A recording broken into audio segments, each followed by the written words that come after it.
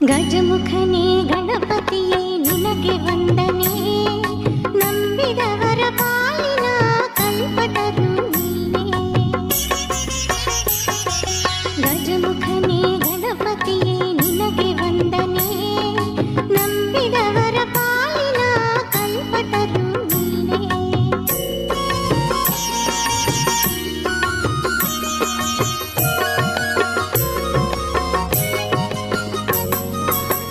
ಭಾದ್ರಪದ ಶುಕ್ಲದ ಚೌತಿಯಂದು ನೀ ಮನೆ ಮನೆಗೂ ದಯ ಮಾಡಿ ಹರಸೆಂದೆ.